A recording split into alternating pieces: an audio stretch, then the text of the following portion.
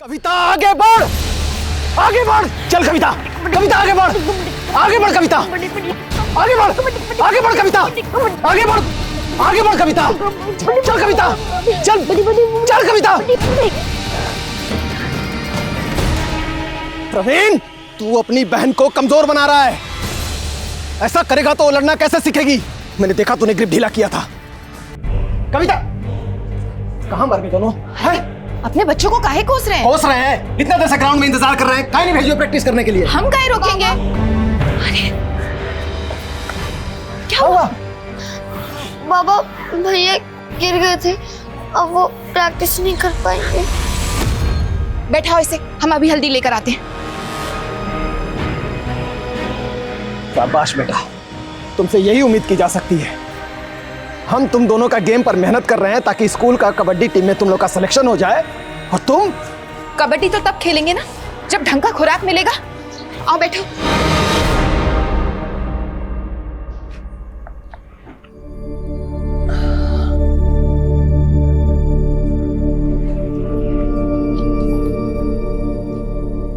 अरे कविता बेटा, तू सोई नहीं अभी तक?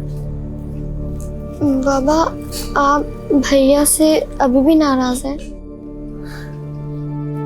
बाबा, भैया कबड्डी प्लेयर नहीं बनना चाहते, इसलिए वो प्रैक्टिस से भागते हैं।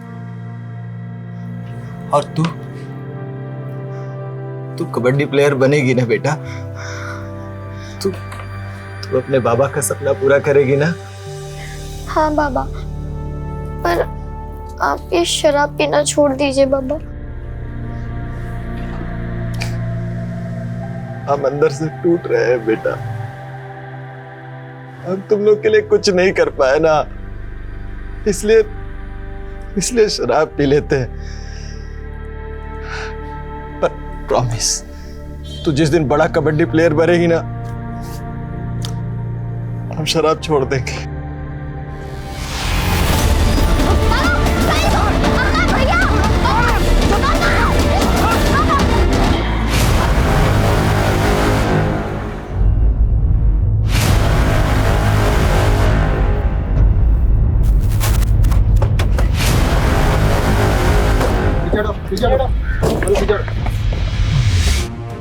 हो सकता है ये लड़की जंगल से रोड तक सरकते सरकते आई हो।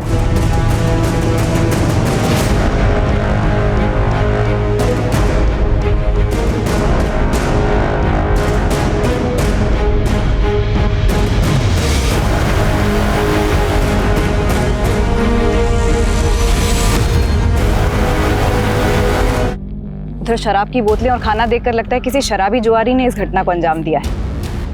लेकिन कोई रैंडम ऑफेंडर लड़की के हाथ पैर बांध के ऐसे क्यों छोड़ेगा? फिर भी इस तरह के सभी लोगों को राउंड अप करो और लड़की की पहचान पता करने की कोशिश करो।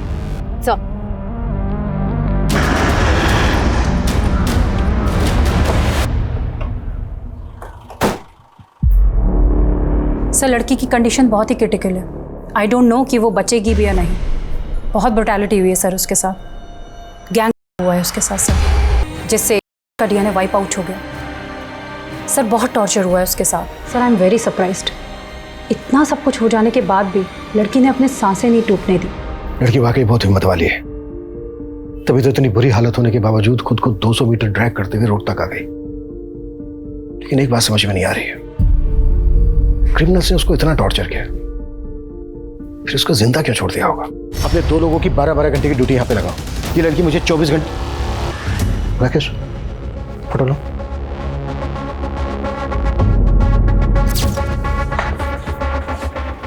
ये जो टैटू है, इसमें किसी साउथ इंडियन लैंग्वेज में शायद ये कोई शब्द है, मे भी किसी का नाम हो।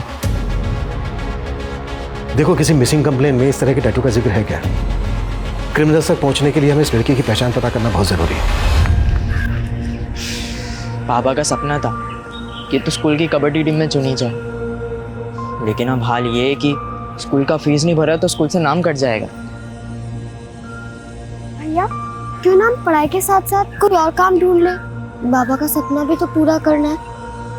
हम दोनों मिलकर माँ का हाथ बटाएंगे।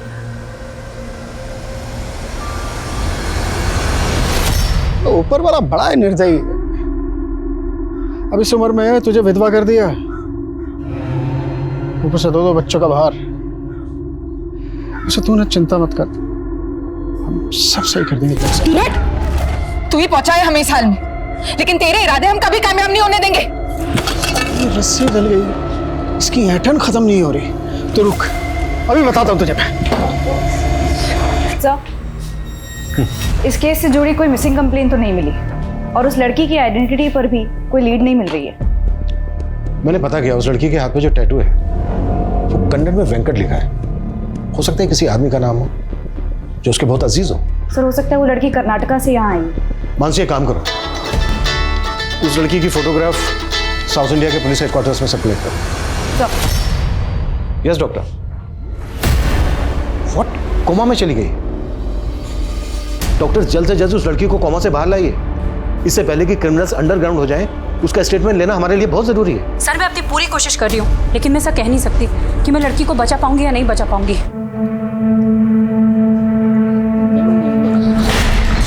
रिया, ये क्या किया तूने? कहा था ना तुझे अपनी बेटी को काम पर मत लेके आना। अब इस नुकसान की भरपाई कौन करेगा? हाँ बेटा, तू थोड़ा ध्यान रखा कर। ऐसी गलती होगी तो कौन काम पे रखेगा बता। एक काम भी छूट गया ना तो घर चलाना मुश्किल हो जाएगा। समझ नहीं आ रहा कि तुझे घर पर कैसे अकेले छोड़ के जाऊं। मम्मी, मैं अकेली रह लूंगी, अब मैं बड़ी हो गई हूँ। तुम नहीं जानती कि दुनिया कितनी खराब है। मुझे आज भी याद है कि मैंने कितना सहा जब मैं छोटी थी। उठो बेटा, कुछ खा लो। आ जाओ, उठो बेटा, उठो। मुझे नहीं खाना, मुझे मम्मी के पास जाना है। रिया, ऐसे रोते नहीं है। मैंने कहा ना मम्मी जल्दी आ जाएगी, कुछ खा लो। नहीं, आप रोज झूठ बोलते हो, मुझे मम्मी के पास जाना है। अच्छा, एक काम करते हैं, मैं ना तुम्हें मोबाइल पर कार्टून दिखाती हूँ, फिर खाओगी?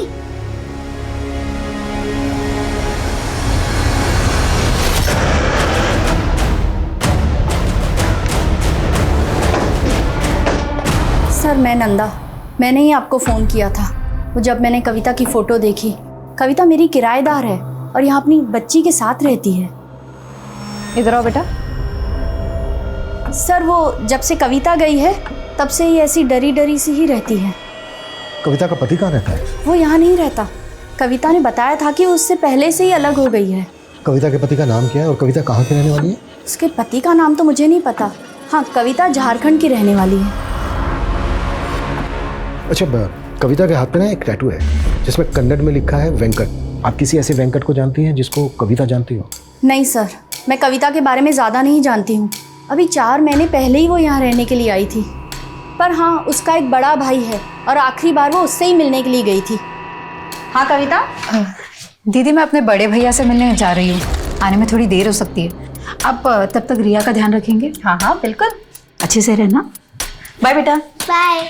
लेकिन वो आई ही नहीं और जब मैंने यहाँ की पुलिस को बताया तो उन्होंने भी कुछ ज़्यादा इंक्वायरी नहीं की। कविता का भाई रहता कहाँ है? वो मुझे नहीं पता। कविता का नंबर तो होगा आपके पास? हाँ है। कविता के घर की तलाशी लो। हो सकता है कविता के घर में उसके पति और पति से रिलेटेड कोई क्लू मिल जाए। सर मित्रा जी, आपको किसी पे शक है जो कविता का ही हाल कर सकता है? हाँ सर, एक आदमी है मंगल, और मैंने उसके बारे में पुलिस को भी बताया था, पर 2 महीने हो गए पुलिस उसे ढूंढ ही नहीं पाई। ढूंढ नहीं पाए मतलब? ये कौन है मंगल? क्या किया था इसने ऐसा? सर, 1 नंबर का नशेड़ी है, पूरा मोहल्ला उससे परेशान रहता है।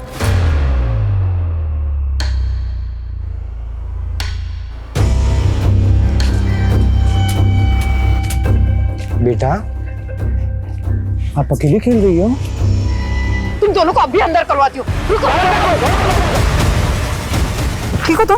लोकल पुलिस से कांटेक्ट करो, पता करो ये मंगल कौन है, इसकी पूरी हिस्ट्री निकालो।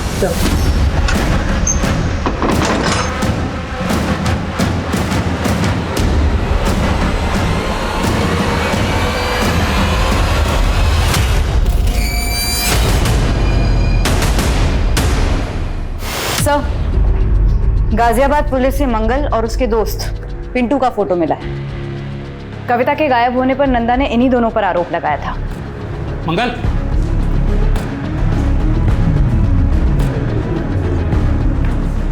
मंगल, पुलिस कविता के घर तक आ पहुंची है।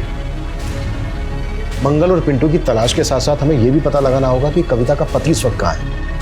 कविता आखिरी बार अपने भाई से मिलने गई थी तो कहाँ गई थी, और कविता का पति और उसका भाई कविता की पहचान के लिए आगे क्यों नहीं आए। कविता के घर से हमें ये 2 फोटोग्राफ मिले थे। हमें यह भी पता लगाना होगा कि कविता के साथ इनका क्या रिश्ता है। रिया बेटा, आप इनको जानते हो? कौन है ये मेरे पापा है। अच्छा, तो ये आपके पापा हैं। बेटा नाम क्या है इनका? संपत। अच्छा बेटा, आपके पापा आपके साथ क्यों नहीं रहते? यह जो मैं कह रही हूँ उसे हमेशा याद रखना। अगर तुम्हें कोई भी छूता है तो तुम्हें पता होना चाहिए कि किस इरादे से छू रहा। अगर कोई तुम्हें यहाँ छुए या ऐसे पकड़े तो समझ लेना वो ठीक नहीं है, गलत है। वहां से भाग जाना या मदद के लिए जोर से चिल्लाना, ठीक है?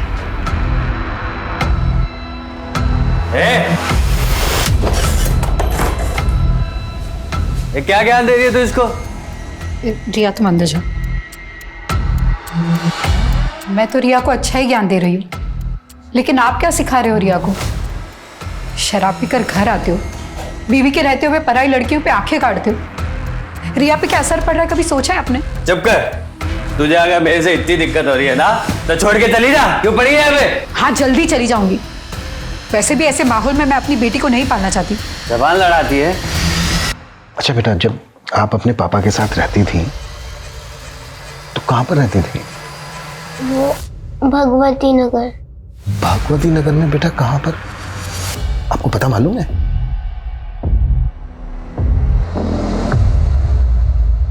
अच्छा बेटा, ये कौन है? इनको जानते हो? ये मेरे प्रवीण मामा है। तो बेटा ये जो साथ में है ये आपकी मामी होंगी, है ना? हाँ, सुजाता मामी। बेटा आपकी नंदा आंटी ने बताया था कि आपकी मम्मी आपके प्रवीण मामा से मिलने गई थी। आपको पता है वो क्यों गई थी, और आपके प्रवीण मामा और मामी कहाँ पर रहते हैं? पता नहीं। आपके प्रवीण मामा और मामी का कभी कोई झगड़ा हुआ था? चॉकलेट? नहीं, ये ऐसे नहीं मिलेगी। पहले मामा को ये लो तुम्हारी चॉकलेट। ये लो। मामी, आपको पता है मैंने कल ड्राइंग बनाई। अच्छा, चलो दिखाओ मुझे। भाभी चाय 2 मिनट में आई। अरे कविता, तुमने रिया का एडमिशन कराया ना स्कूल में? वो भैया दाखिले से पहले बच्चे के माँ बाप का भी इंटरव्यू लेते हैं। इसके लिए हमें अंग्रेजी सीखनी पड़ेगी। बस कैसे भी करके उसका वहाँ दाखिला हो जाए। भैया वहाँ स्पोर्ट्स भी है। अच्छा। अब हम तो कबड्डी प्लेयर बन नहीं पाए, पर रिया हमारे बाबा का सपना जरूर पूरा करेगी। अच्छा है ना? बनेगी ना तो कबड्डी प्लेयर? हाँ मम्मा, मैं बहुत बड़ी कबड्डी प्लेयर बनूंगी। ओह अच्छा, तो आपकी मम्मी आपको कबड्डी प्लेयर बनाना चाहती है ना? Strong girl. अच्छा बेटा, आपकी मम्मी के ना यहाँ पर हाथ पर बेटा ये एक कन्नड़ में ना एक नाम लिखा है, वेंकट। बेटा आप बता सकते हो ये वेंकट कौन है?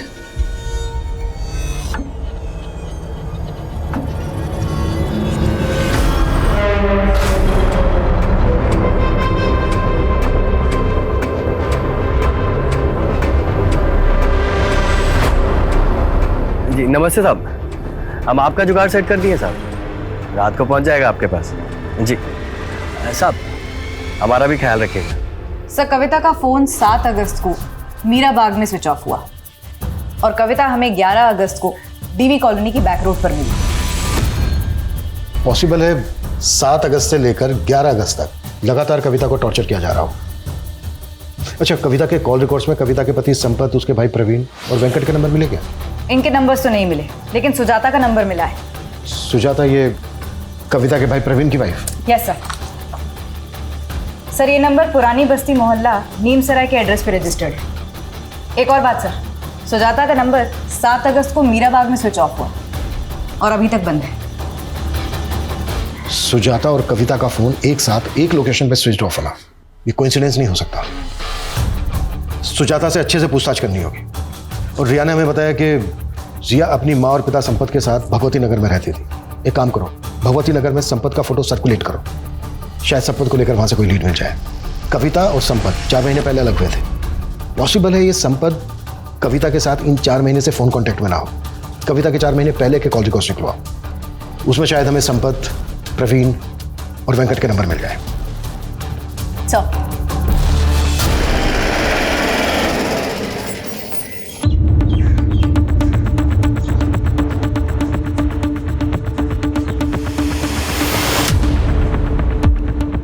यहाँ तो अक्सर ताला ही लगा रहता है। सुजाता बहुत कम ही रहती है यहाँ पे। और उसका पति परवीन, वो नहीं रहता यहाँ पे? उसका तो कोई पति है ही नहीं। पति नहीं है? हमें तो पता चला कि ये उसका पति है। इसे तो कभी नहीं देखा यहाँ पे। और ये कविता नाम है इसका? इसे भी नहीं देखा। सुजाता की फैमिली में और कौन कौन है? उसकी कोई फैमिली नहीं है, वो अकेले ही रहती है। और जब भी आती है तो नए नए आदमी आते जाते रहते हैं। हमने तो सुना है वो धंधा करती है। What? सुजाता एक प्रोस्टिट्यूट है?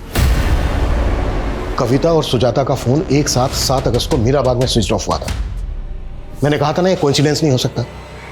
सुजाता इस वक्त हमारी प्राइम सस्पेक्ट है। हमें सुजाता और प्रवीण दोनों को ढूंढना होगा। और थोड़ा देना, बाद में दूंगा भाई। अरे वो मंगल मांग रहा है। दे एक पुलिस, अबे भाग।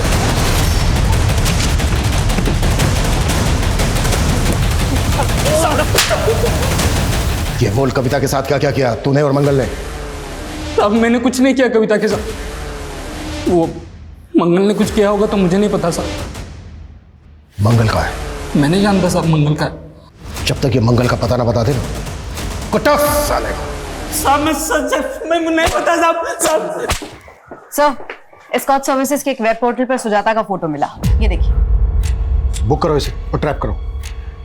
संपत के बारे में कुछ पता चला? सर, उसके झारखंड वाले घर में भी ताला लगा हुआ है। झारखंड पुलिस से पूछा तो पता चला कि संपत दिल्ली के किसी बार में वेटर है, लेकिन कौन से बार में ये नहीं मालूम चला।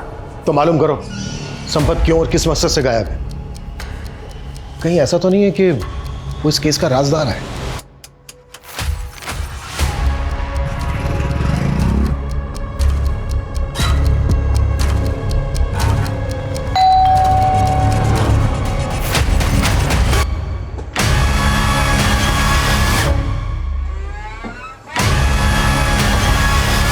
चलें।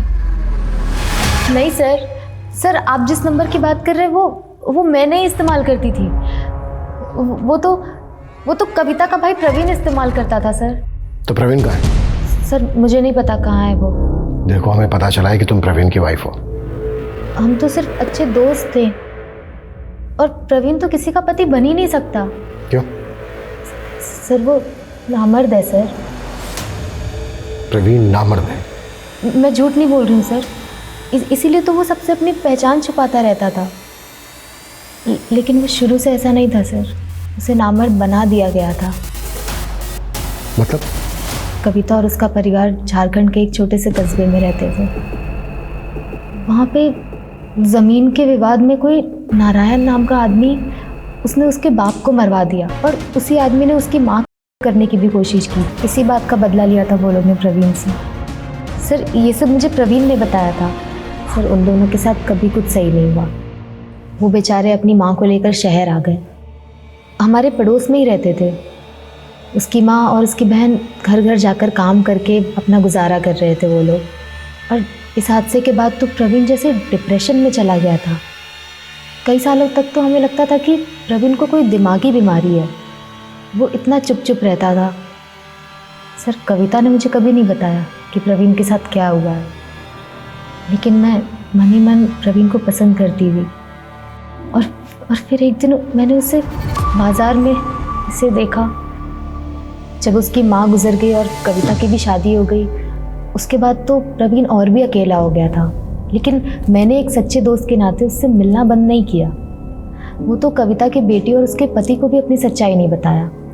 उन्हें यही लगता है कि मैं उसकी बीवी हूँ। लेकिन तुमने अभी तक ये नहीं बताया कि प्रवीण कहाँ है। सर कई महीनों से मैं प्रवीण से नहीं मिली हूँ। कविता का पति कहाँ है अब? इस बारे में मुझे नहीं पता सर। कविता कौन से गांव की रहने वाली है? गोद्दा गांव के रहने वाले हैं वो लोग। कविता के हाथ में यहाँ टैटू है एक, जिसमें कन्नड़ में लिखा है वेंकट। ये वेंकट कौन है? मुझे नहीं पता सर।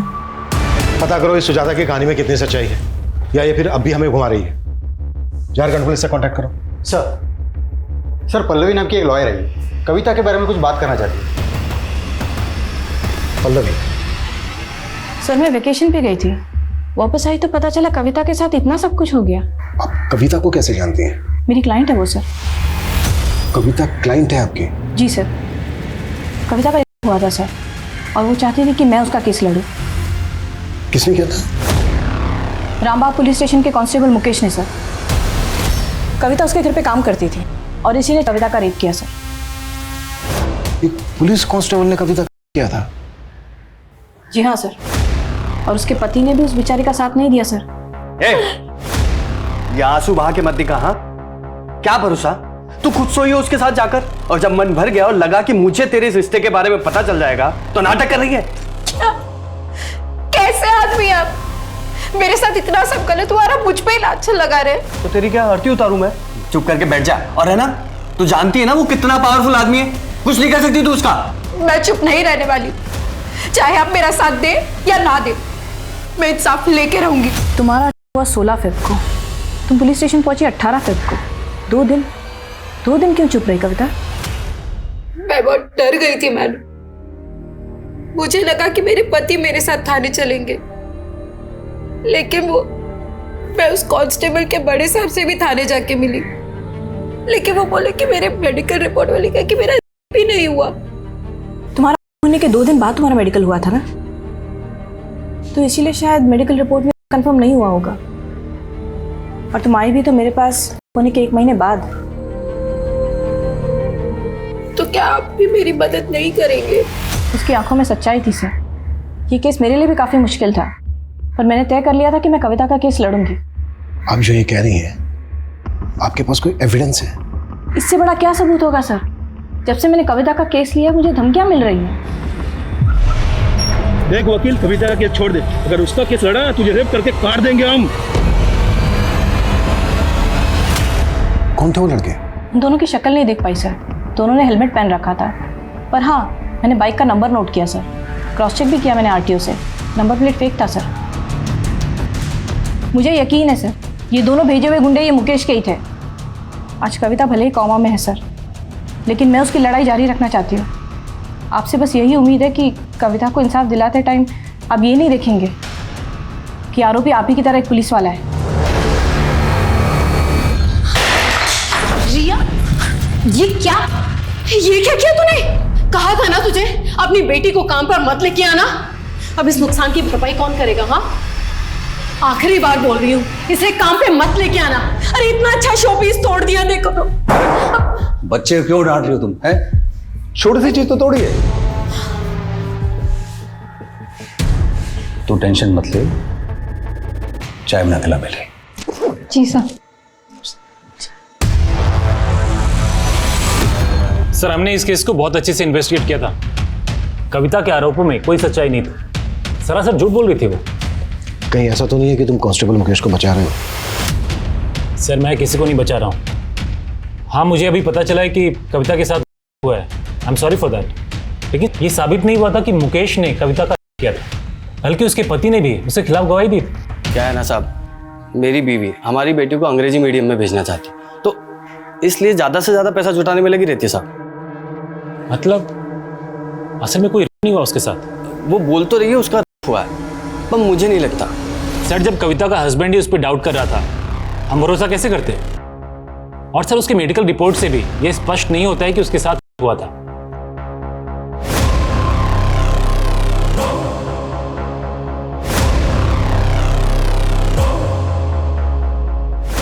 नहीं सर, ऐसा नहीं है जैसा आप कह रहे हैं। सर, दरअसल क्या है कि कविता की बेटी ने हमारे घर में एक कीमती सामान तोड़ दिया। मेरी बीवी उदिता ने उसकी बेटी को डांट दिया। बस सर, इसी खुंदक में उसने मुझे बदनाम करने की कोशिश की। लेकिन उसके पति ने तो स्टेटमेंट दिया है कि वो ये सब करके तुमसे पैसा वसूल करना चाहती थी। कहीं ऐसा तो नहीं है कि वो स्टेटमेंट देने के लिए तुमने उसके पति को खरीद लिया था? सर, मैंने ऐसा ना तो किया है और ना ही मेरे खिलाफ कोई ऐसा आरोप साबित हुआ है। इनफैक्ट मैं तो छुट्टी लेके चला गया था। जब ये इन्वेस्टिगेशन शुरू हुई थी, ताकि इन्वेस्टिगेशन अच्छे तरीके से हो जाए। और फाइनली सच्चाई निकल कर आई सबके सामने और मुझे मेरी वर्दी वापस मिल गई। पर उसने कसम खाई थी तुम्हारी वर्दी उतरवाने की। वो अब भी कोर्ट में जाना चाहती थी तुम्हारे खिलाफ। कहीं ऐसा तो नहीं है कि इसी डर की वजह से तुमने? सर मैं अभी भी रेडी हूँ, आप जो इन्वेस्टिगेशन करना चाहते हैं कर लीजिए, और अगर कोई भी चीज़ मेरे खिलाफ आती है तो मैं सजा पाने के लिए भी तैयार हूँ। जिस कॉन्फिडेंस के साथ कांस्टेबल मुकेश बात कर रहा था, उससे तो यही लग रहा है कि उसने फुल प्रूफ प्लान बनाया होगा। आई एम श्योर इसने कविता के हस्बैंड को भी खरीद दिया होगा। सर हो तो ये भी सकता है कि कांस्टेबल मुकेश ने मंगल की रंजिश का फायदा उठाकर ये कांड करने के लिए उसका इस्तेमाल किया। सर कविता का फ़ोन मीराबाग में ही बंद हुआ था, और सर उसी दौरान वहाँ की पुलिस को एक किन्नर की लाश मिली थी। सर इसका फोटो है, लेकिन सर इस लाश का चेहरा कविता के भाई प्रवीण से हूबहू मिलता है, और सर प्रवीण भी तो किन्नर ही था। इसका मतलब सिर्फ कविता ही नहीं, बल्कि कविता का भाई प्रवीण भी क्रिमिनल्स के टारगेट पे था। जी सर, सुजाता ने हमें जो इन्फॉर्मेशन दी थी वो भी सही थी सर। 12 साल पहले कविता के पिता सुबोध की हत्या हुई थी, जिसका प्राइम सस्पेक्ट नारायण ही था, लेकिन सर पुलिस को नारायण के खिलाफ कोई सबूत नहीं मिला था। पर क्या 12 साल पुराने उस हादसे का इस केस से कोई कनेक्शन हो सकता है? 7 अगस्त को कविता को अपनी किस पार्टी के पास भेजा था तूने, जिसने उसका यह हाल किया? साहब मैं मानता हूँ मैं गलत आदमी, ये लड़कियों का धंधा करता हूँ, पर साहब मैंने कविता के साथ कुछ भी गलत नहीं किया। कांस्टेबल मुकेश से कितने पैसे लिए तूने? साहब मैंने कोई पैसे नहीं लिए साहब। तो तुझे यकीन था कि कविता का रेप नहीं हुआ? साहब तब यकीन नहीं था, पर अब लग रहा है बहुत बुरा हुआ उसके साथ साहब। लेकिन मैं इसमें शामिल नहीं हूँ साहब, सच बोलो, महाकसम साहब। वेंकट कौन है? वेंकट? हाँ वेंकट, कविता के हाथ पे कन्नड़ में लिखा है वेंकट। कौन है ये? हाँ साहब, वो कविता के कलाई पे साउथ इंडिया भाषा में कुछ लिखा तो था, पर साहब मुझे नहीं पता वो वेंकट लिखा था साहब। साहब वो बोली थी वो शादी के पहले का लिखा था, उसकी माँ के साथ कर्नाटका गई थी तो मंदिर के बाहर गुदवाया था। ये मंगल तेरे रैकेट का हिस्सा है ना? मैं नहीं जानता साहब किसी मंगल को।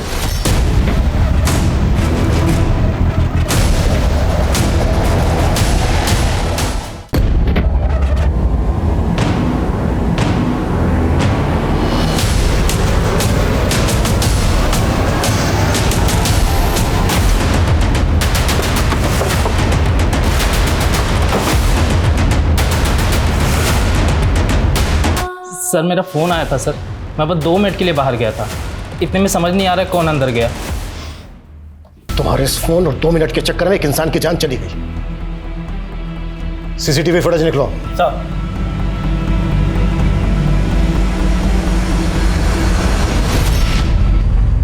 इसने सर कपड़े तो वार्ड बॉय के पहने हैं, लेकिन ये हमारे हॉस्पिटल का स्टाफ नहीं है सर। इस आदमी की फोटो हर जगह सर्कुलेट करो, पता करो ये कौन है। हॉस्पिटल के बाहर का सीसीटीवी फुटेज भी चेक करो ये आदमी कहां से आया, किस डायरेक्शन से आया और किस डायरेक्शन में भागा। क्विक!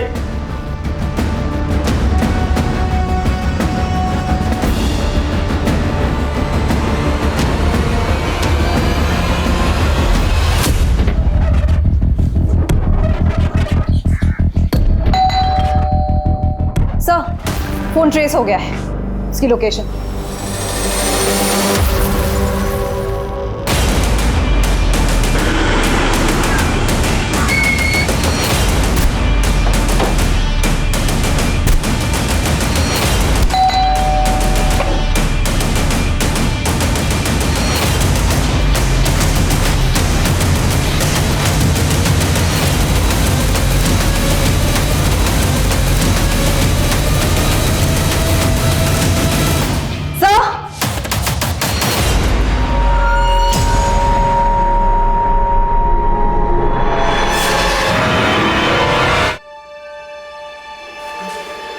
चलो हो जाओ शुरू।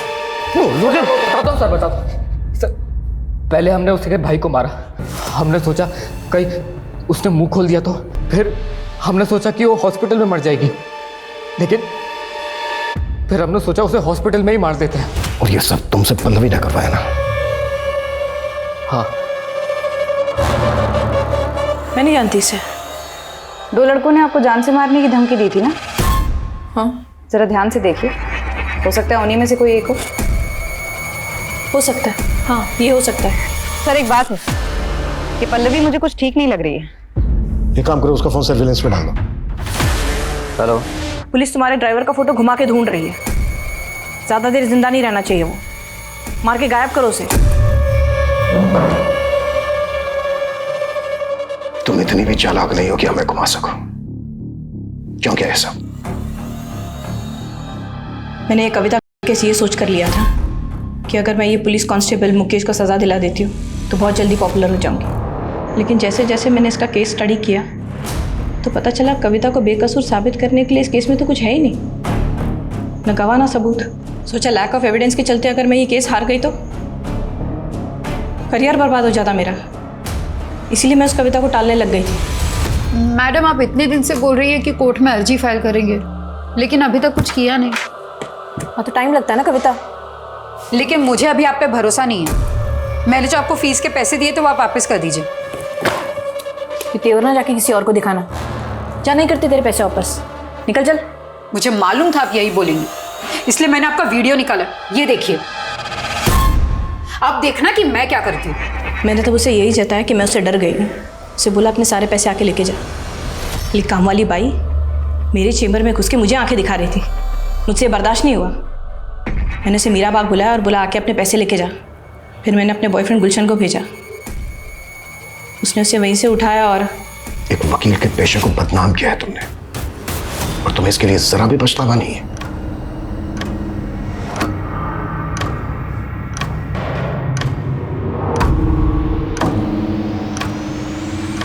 हम अक्सर देखते हैं कि इंसाफ की लड़ाई सौदेबाजी का व्यापार बन जाती है।